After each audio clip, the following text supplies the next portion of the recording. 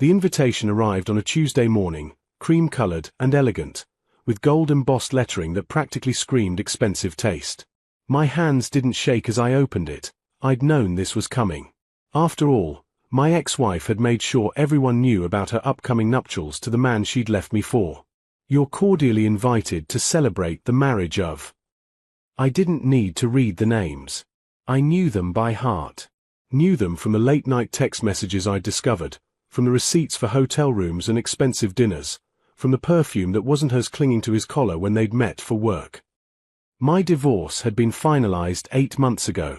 8 months since I'd confronted her with the evidence, since she'd cried and apologized, then in the same breath defended her actions.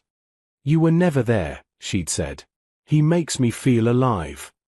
As if my 60-hour work weeks to pay for our lifestyle had been some personal failing rather than sacrifice. The divorce had been mercifully quick. No children, thankfully. She'd wanted the house, I'd given it to her. Wanted half my retirement, she got it. I'd signed everything without argument, much to my lawyer's frustration. But I had my reasons. I wanted her gone, completely, so I could begin the work of rebuilding. And rebuild I had. I looked around my new apartment, smaller but mine, filled with furniture I'd chosen, decorated in colors I actually liked. I'd lost weight, started running again like I did in college. Reconnected with friends I'd neglected during my marriage. Started therapy. The man I was becoming barely resembled the exhausted, taken-for-granted husband I'd been. But I'll admit, when that invitation arrived, something dark stirred in my chest. Not jealousy, that had died months ago. No, this was something else. A desire, perhaps, for cosmic justice. For her to understand, even briefly, the betrayal I'd felt. I RSVP'd yes. My friends thought I was crazy. Why torture yourself? My best friend demanded over beers. She's not worth your time. I need closure, I lied. The truth was more complicated. I wanted to see her marry him. Wanted to watch her pledge forever to a man who'd helped her break her promises to me. Wanted to see if that choice brought her the happiness she'd been so certain it would. The wedding was planned for the Riverside Estate, a venue we'd once toured for our own 10th anniversary vow renewal, an event that never happened because she'd been too busy planning her affair. The irony wasn't lost on me. As the day approached, I found myself strangely calm. I bought a new suit, got a haircut, even started seeing someone casually, a kind woman from my running group who asked nothing of me but honesty and time, both of which I found I could now give freely. The morning of the wedding, my phone buzzed. An unknown number. I almost didn't answer. Hello. Is this? The voice hesitated. Is this the ex-husband? I should have hung up. Instead, curiosity won. Who's asking? Someone who thinks you should know something before today's ceremony. About the groom. My heart began to pound. I'm listening. What the caller told me in the next 5 minutes changed everything. He was a landlord, he explained, of a small apartment downtown. An apartment my ex-wife's lover had been renting for the past 3 years. An apartment where he'd brought my wife, yes, but also others. Many others. I recognized the wedding announcement in the paper, the landlord said. Saw her picture and remembered her. She seemed nice, always polite when I'd see her there. I've been wrestling with my conscience about this. My sister went through something similar, married a cheater who never stopped cheating. Destroyed her. I couldn't just say nothing. He gave me details. Times, dates, descriptions of other women. He'd kept records because the tenant had repeatedly violated noise complaints from neighbors. He even had security camera footage from the building's entrance. Why are you telling me this? I asked. Because I think she should know what she's marrying. And I think it might mean more coming from someone at the wedding than a stranger's phone call. I tried reaching her, her numbers unlisted, and emails bounced back. An idea began forming. Terrible, petty, perfect. What if you told her yourself? I suggested. As a wedding guest. There was a long pause. I couldn't get in without an invitation. What if I gave you mine? Another pause, longer this time. Would you really do that? I thought about it for exactly 3 seconds. Thought about every lie, every gaslighting conversation where she'd made me feel crazy for my suspicions, every time she'd come home smelling like him and told me I was imagining things. Yes, I said. I really would. But I want to be there to see it. Is there any way we could both attend?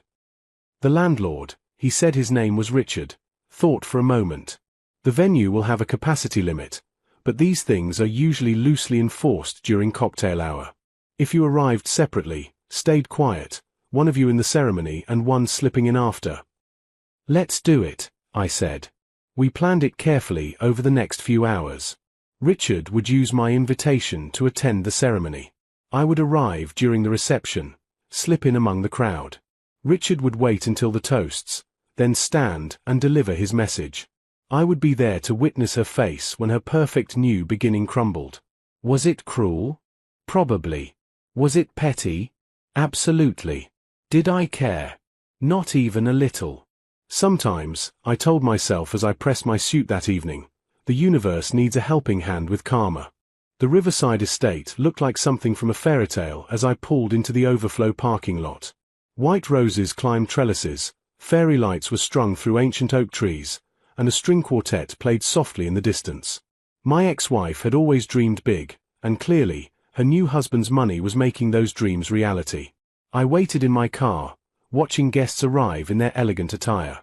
I recognized many of them, her family, our former couple friends who'd chosen sides, colleagues from her marketing firm. Each arrival felt like a small knife twist, a reminder of the life we'd shared that she'd discarded so easily. My phone buzzed. Richard, I'm in. Ceremony starting in 5. She looks happy. Of course she did. She'd gotten everything she wanted, the passionate affair, the wealthy lover, the picture-perfect wedding. For now. I waited 20 more minutes, until I heard the distant sounds of the ceremony concluding, the eruption of applause. Then I grabbed the sport coat I'd brought, slipped it on over my casual shirt, and made my way toward the venue. The cocktail hour was being held in the estate's garden, and the crowd was substantial, at least 200 people milling about with champagne flutes and appetizers. I blended in easily, just another face in a sea of celebrants. No one questioned my presence. No one even looked twice. I spotted her immediately. She wore a fitted white gown that probably cost more than my first car, her dark hair swept up in an intricate style. She was radiant, laughing at something her new husband was saying, her hand possessively on his arm. He was tall, distinguished-looking with silver-threaded hair, probably 15 years her senior. Old money, if the watch on his wrist was any indication. Looking at her, I felt nothing. No love, no anger, not even satisfaction yet. Just a strange emptiness where she used to live in my heart. Excuse me, are you with the bride or groom? An elderly woman appeared at my elbow, smiling warmly. Oh, we're old friends, I said vaguely. Isn't it wonderful? Such a beautiful ceremony. Though between you and me, she leaned in conspiratorially, I always thought it was a bit rushed. They've only been together a year. But what do I know? I'm just the groom's aunt, nobody listens to me. Only a year officially, I thought. 3 years if you counted from when the affair started while he was married to me. I excused myself and found a corner where I could observe without being obvious. I finally spotted Richard across the garden. He was medium height, unremarkable in a dark suit, the kind of person who could fade into any crowd. Our eyes met briefly, and he gave me a nearly imperceptible nod. The cocktail hour felt endless. I watched my ex-wife work the room like the social butterfly she'd always been, introducing her new husband to relatives, posing for countless photos, basking in the attention. She looked so certain, so secure in her choices. I almost felt bad about what was coming. Almost. Finally, staff began herding guests toward the reception hall. It was stunning, floor-to-ceiling windows overlooking the river, tables draped in ivory linens, centerpieces of white orchids and candles. I found a seat at a table near the back, positioned where I could see the head table but wouldn't be immediately noticeable. Richard was seated closer to the front, I noticed. Better for what he needed to do. Dinner was served, multiple courses, each more elaborate than the last. Wine flowed freely. The energy in the room was joyful, celebratory. My ex-wife and her husband couldn't stop touching each other, whispering, kissing. The perfect portrait of newlywed bliss. Then came the toasts. The best man went first, telling funny stories about the groom's college days, making gentle jokes about him finally being caught. The maid of honor followed, my ex-wife's sister, who gave a surprisingly emotional speech about love and second chances that made my jaw clench. Sometimes, she said, tears in her eyes, we have to be brave enough to choose happiness, even when it's complicated. Complicated. That was one word for it. The room applauded. Glasses clinked. The couple kissed for what felt like the 100th time. The DJ was about to start the music when Richard stood up. "Excuse me," he called out, his voice cutting through the chatter. "I'd like to say a few words, if I may." The room fell quiet. My ex-wife looked confused, trying to place him. Her husband's expression was politely expectant but slightly annoyed at the interruption. "I'm sorry to interrupt," Richard continued, moving toward the front of the room. "I know I'm not on the official toast list, but I felt compelled to stand up and acknowledge this union, because I've played a rather significant role in your relationship, even if you didn't know it." He had everyone's attention now. My ex-wife's sister whispered something, probably asking who he was. I leaned forward, heart pounding. "You see," Richard said, his voice steady and clear, "I'm a landlord here in the city. For the past 3 years, I've rented a small apartment on the east side. The tenant has been quite regular, quite reliable with rent. Always paid on time." The groom's face had gone very still. My ex-wife was frowning, not yet understanding. "I recognized both of you from your engagement announcement in the paper," Richard continued. "The photos were quite good. And I realized, I'd seen you both before. Many times, in fact. Coming and going from that apartment. You could have heard a pin drop." My ex-wife's hand had moved to her throat, her face draining of color as understanding began to dawn. "And here's where I felt I needed to speak up," Richard said, his tone almost apologetic now. "Because while I've seen the bride at that apartment quite regularly over the past year or so, she wasn't the only woman I saw there. In fact, that's enough." The groom had stood abruptly, his face ashen. "I don't know who you are or what game you're playing." "No game, sir. Just truth. I have records, if you're interested. Security footage from the building entrance. My conscience wouldn't let me stay silent while this woman married a man who's been systematically unfaithful to her just as he was unfaithful to his previous marriage." The room exploded into chaos. The reception hall transformed from a celebration into a circus in seconds. Voices erupted from every corner, gasps, shocked exclamations, people pulling out phones to capture the spectacle. My ex-wife had shot to her feet, her face cycling through confusion, horror, and dawning realization. "This is insane," she shouted, but her voice cracked. "Who even are you? Security. Someone get security." Her new husband, I couldn't bring myself to think of him with any more dignity than the groom, had gone absolutely rigid. His face wasn't just pale anymore, it was grey, the color of old concrete. His eyes darted around the room like a trapped animal seeking escape. "I have proof," Richard said calmly, pulling out his phone. "I can show you timestamps from the building security system. Dates, times. Multiple women, I'm afraid. The blonde who came every Wednesday afternoon for 6 months. The redhead who had a key. There. You son of a bitch." The groom lunged toward Richard, but the best man caught him, holding him back. "You come into my wedding and spread lies." "Lies." My ex-wife's voice cut through the chaos like a knife. She turned to face her husband, and I could see her hands shaking. "David, what is he talking about? What apartment?" I noticed she'd used his name, David. Funny how I'd never let myself think of him as anything but the other man or her lover. Giving him a name made him too real, too human. David's mouth opened and closed like a fish. "Sweetheart, this is clearly some kind of setup, someone trying to ruin our day." "The apartment on 47th Street," Richard interjected helpfully. Unit 304. You've been renting it for 3 years now. Signed the lease yourself under your LLC. I can show her the paperwork if you'd like. My ex-wife staggered backward, caught by her sister. 47th Street? David, you told me that was your company's storage space. You said you needed somewhere to keep inventory samples and, oh my God. Her hand flew to her mouth. Oh my God, all those times you said you had to check on inventory. How many? The question came from David's aunt, the sweet elderly woman I'd spoken to earlier. She'd stood up, her face hard as stone. How many women? Richard consulted his phone with the air of someone reading a grocery list. I documented 7 different women over the course of the lease. Some were regular visitors, others more sporadic. Though I should note, the bride was certainly the most frequent in the past year. 7. The number hung in the air like smoke. I watched my ex-wife's face crumble, watched her knees actually buckle. Her sister and mother caught her, easing her into a chair. She looked exactly how I'd felt 8 months ago when I discovered her affair. Shattered, disbelieving, like the ground had opened up beneath her feet. I should have felt triumphant. This was what I'd come for, wasn't it? To see her face the same betrayal she'd inflicted on me. To watch her perfect new life implode before it had even begun. But instead, I felt hollow.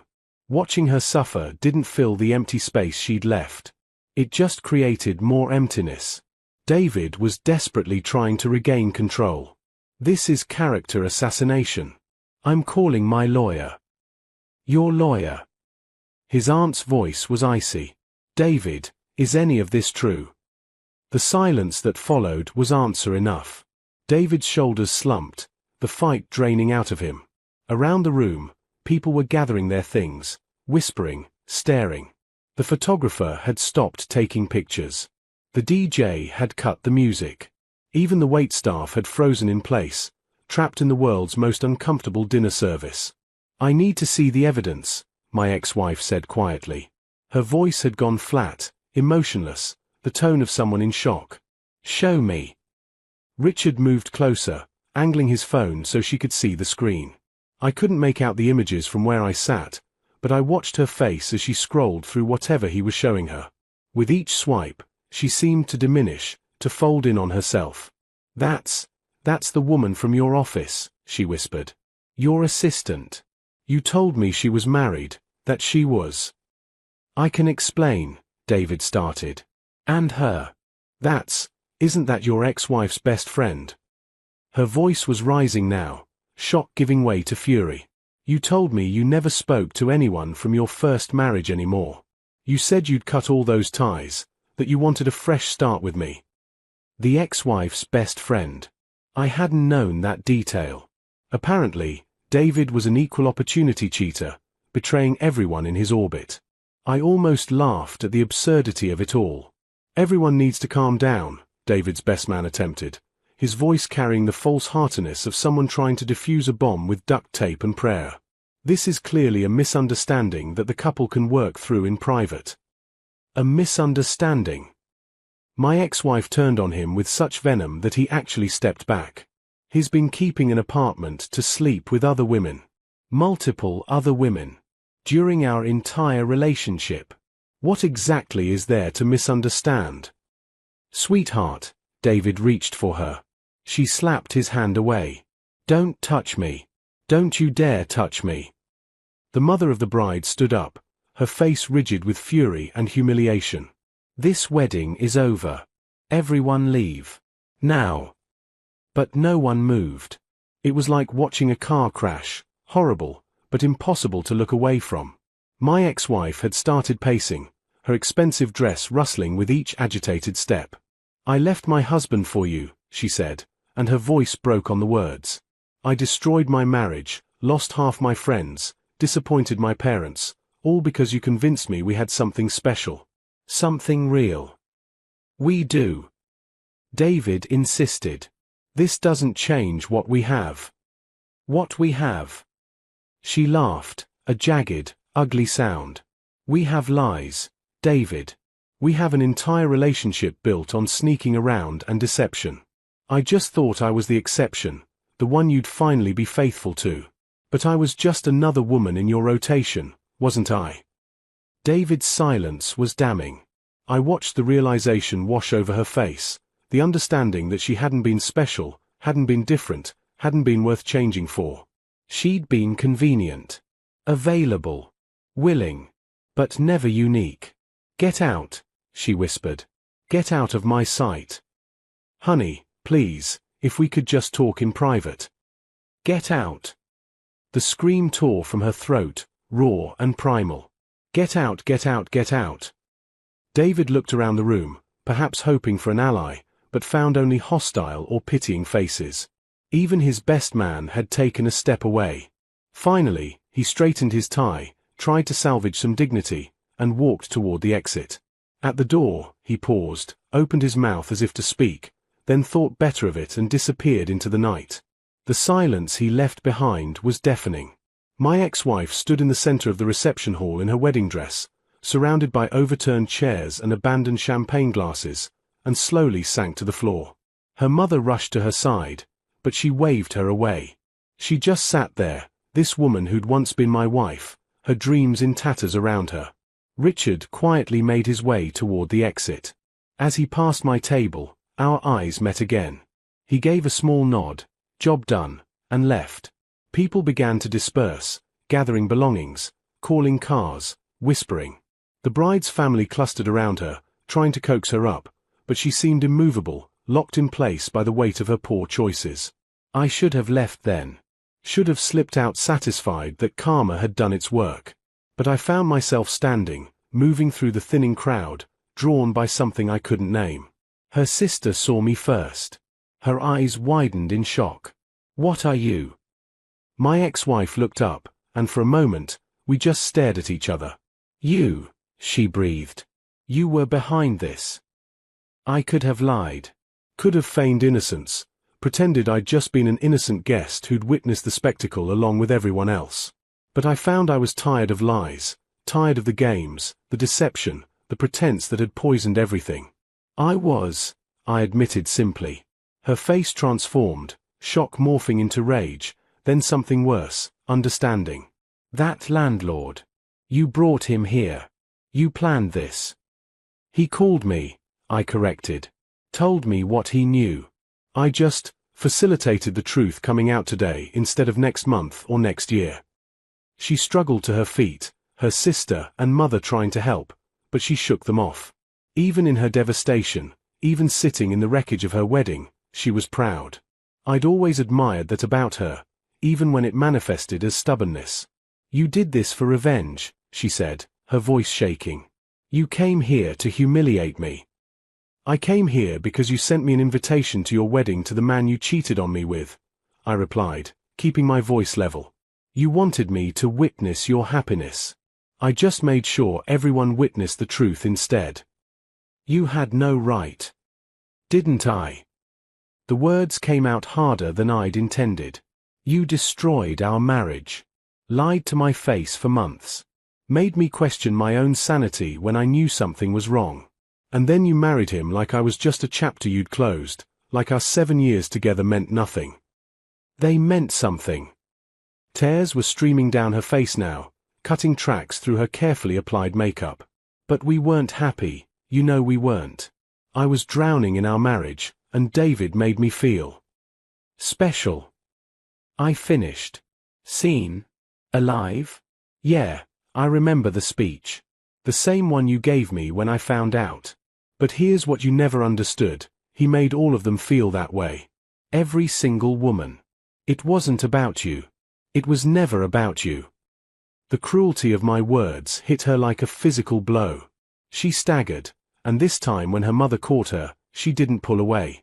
"Why?" she whispered. "Why would you do this to me?" I opened my mouth to explain, about the pain, the anger, the long nights wondering what I'd done wrong. About the satisfaction I'd anticipated feeling. But standing there, watching her wedding dress drag on the floor and her careful makeup run in black rivulets, I realized something profound. "I don't know anymore," I said honestly. "I thought I wanted you to feel what I felt. To understand the betrayal. But watching it happen, it doesn't feel the way I thought it would. You're a monster, her sister spat, moving protectively in front of her. Maybe I was. Maybe facilitating this public humiliation made me no better than them. But I'd spent 8 months being the bigger person, taking the high road, signing away everything without a fight. Just once, I'd wanted her to face consequences. I should go, I said quietly. Wait. My ex-wife's voice stopped me. She pushed past her sister, moving closer. Up close, I could see the full extent of her devastation. Puffy eyes, trembling lips, the wild panic of someone whose entire life had just imploded.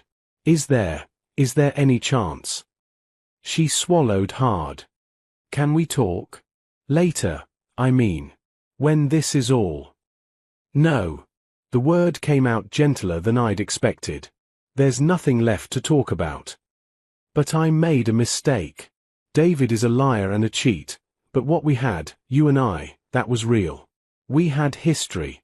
We could try again, start over. He stared at her, genuinely shocked. You can't be serious. I am.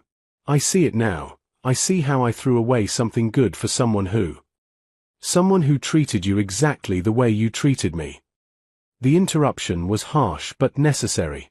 You're not sorry you cheated. You're sorry you got caught. You're sorry your fairy tale ending turned into a nightmare. But if David had been faithful, you'd still be married to him, and I'd still be the fool you left behind. That's not true. It is. And even if it weren't, did you really think I'd take you back?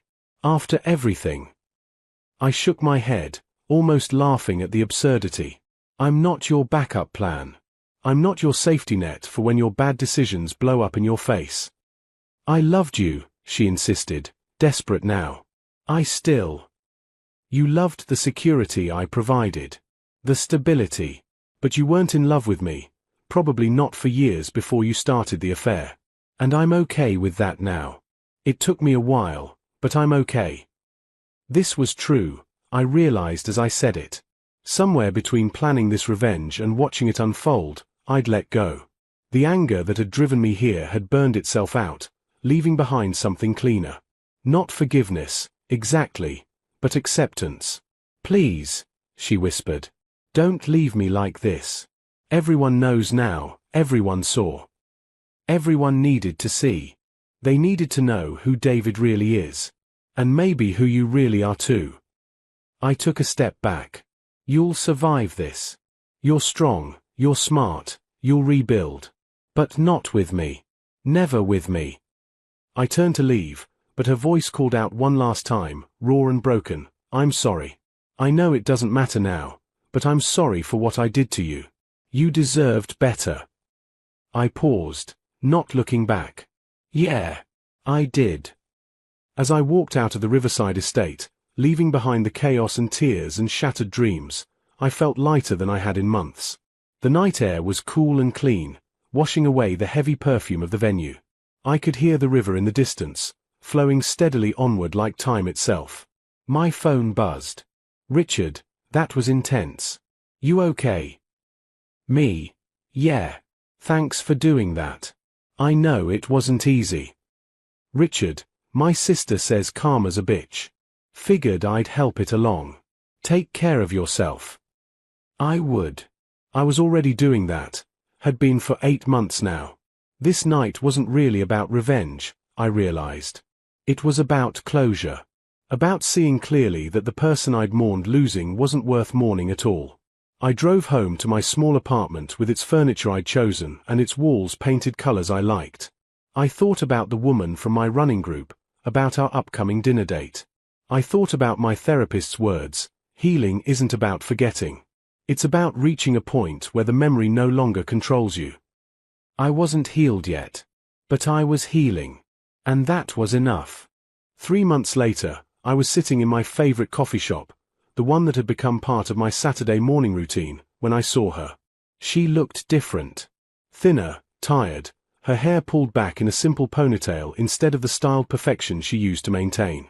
She wore jeans and a sweatshirt. I'd rarely seen her in anything so casual during our marriage. She was alone, staring at her phone with the kind of intensity that suggested she was avoiding looking at the world around her. I could have left. Should have. Probably.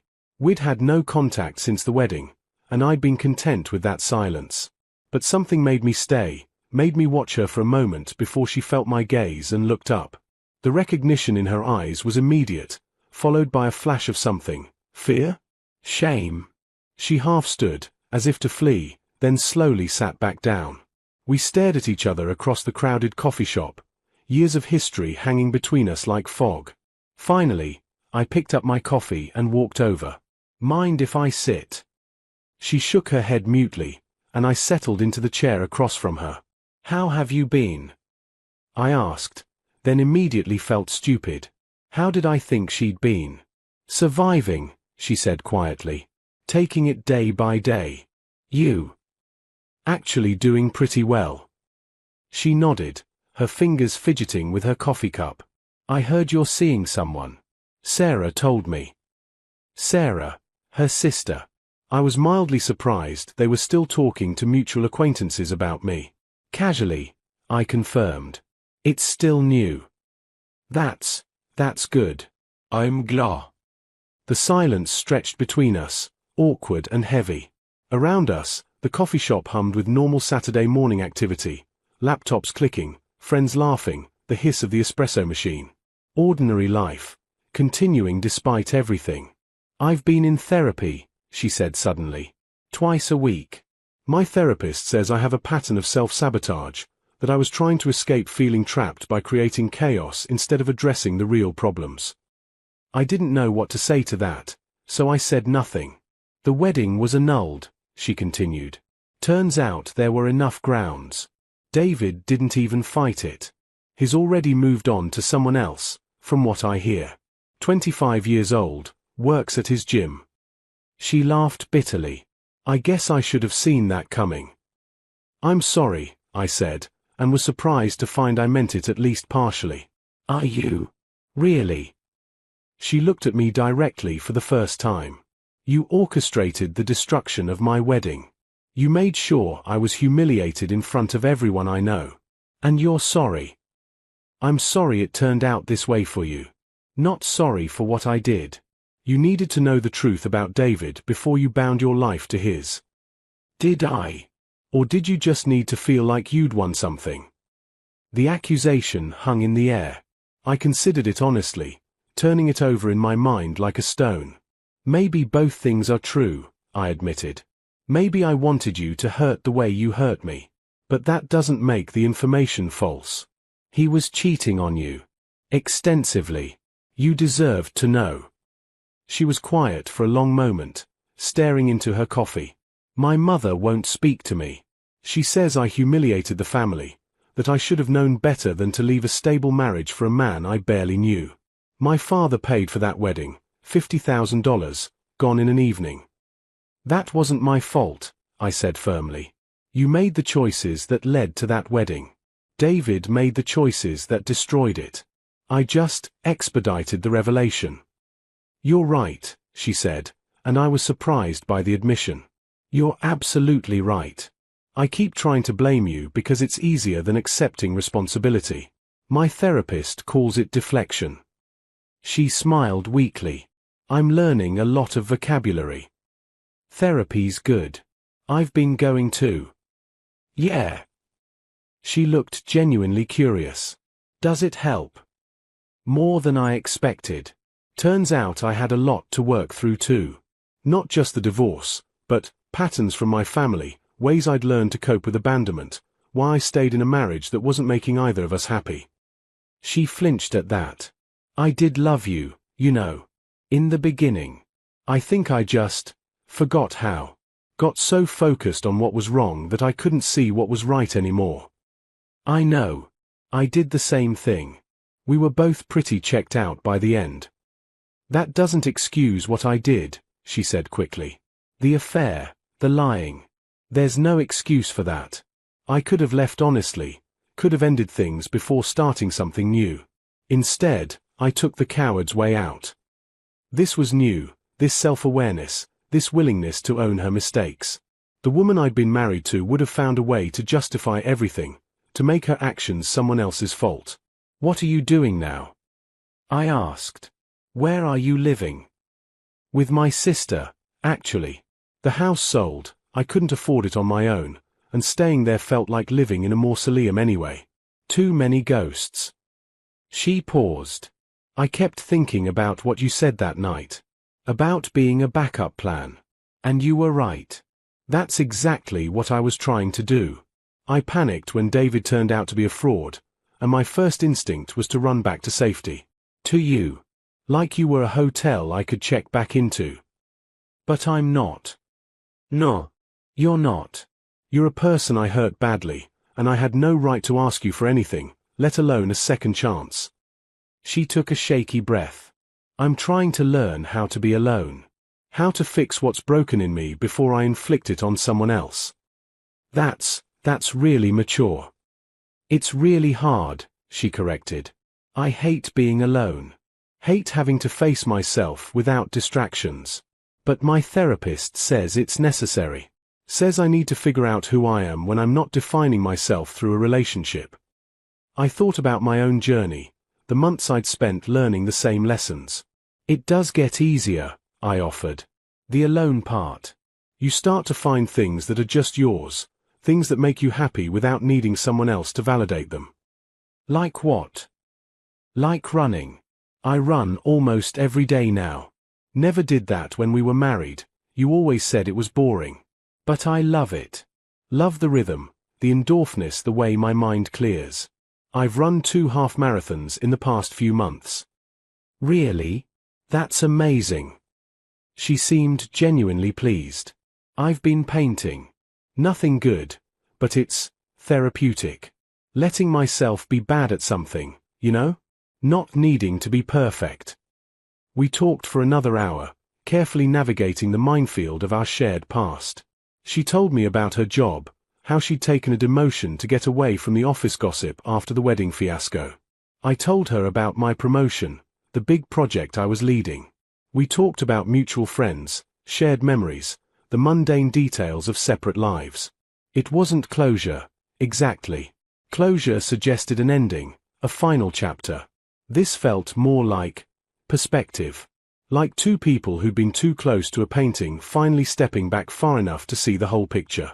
I should go, she said eventually, checking her phone. Therapy appointment in an hour. Yeah, I should get going too.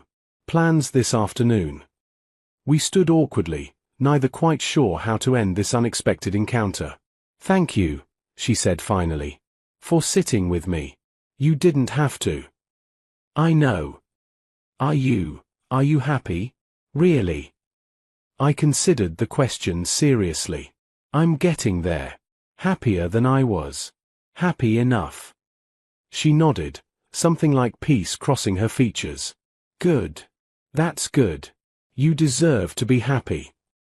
So do you, I found myself saying. Eventually. When you've done the work. Maybe. She hesitated, then extended her hand. Goodbye. For real this time. I shook her hand, felt the familiar warmth of her skin one last time. Goodbye. I watched her leave the coffee shop, disappearing into the Saturday morning crowd. And I realized something profound. I didn't feel angry anymore. Didn't feel vindicated or superior or hurt. I just felt free. The woman from my running group, Jennifer, texted asking if I was still coming to the park this afternoon. She'd been teaching me photography, sharing her passion the way I'd shared running with her. We'd been taking things slow, both of us carrying wounds from previous relationships, both of us cautious about promising too much too soon. On my way, I texted back. As I left the coffee shop, I thought about revenge and karma, about choices and consequences. The night of the wedding, I'd felt like an agent of justice, delivering earned punishment. But sitting with my ex-wife today, seeing her actually taking responsibility and trying to change, I realized something important. Revenge hadn't healed me. Time had. Therapy had. Building a new life had. The wedding disaster had given me a moment of satisfaction, sure, but it was everything that came after, the running, the friends, the quiet Saturday mornings with good coffee and no drama, that had actually made me whole again. My phone buzzed with a message from Richard, the landlord. We'd kept in touch occasionally, strange allies bonded by that one dramatic evening. Saw your ex's Instagram. Looks like she's doing better. You okay with that? I smiled and typed back, yeah. I'm good. Hope she finds what she's looking for. And I meant it. Not because I was a saint or because I'd forgiven everything. Some betrayals don't deserve forgiveness. But because her happiness or unhappiness no longer affected mine. She was no longer the main character in my story, not even the villain. She was just someone I used to know. Someone who'd taught me important lessons about myself, even if she'd taught them painfully. I drove to the park where Jennifer was waiting, camera in hand, her smile bright and uncomplicated. As I parked and walked toward her, I felt the last weight of my old marriage lift away like a bird taking flight. Sometimes the best revenge isn't revenge at all. Sometimes it's simply living well, moving forward, and refusing to let someone else's poor choices define your future. Ready to capture some great shots? Jennifer called out. Ready, I said. And I was. Ready for this new chapter, this new life, these new possibilities. The past would always be there, a collection of scars and lessons learned. But it no longer had the power to hold me back. I was free. Finally. Completely free. And that was worth more than any revenge could ever be.